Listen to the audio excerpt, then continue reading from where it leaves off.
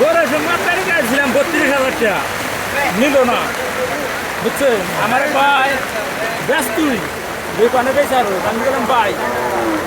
গরু ধান পছন্দ হয়েছে 2,000 টাকা বড় কথা আপনি 30 কইছেন আর 35 টাকা দিচ্ছে আমি 32 টাকা করে দিছি তা নিউ না নিব না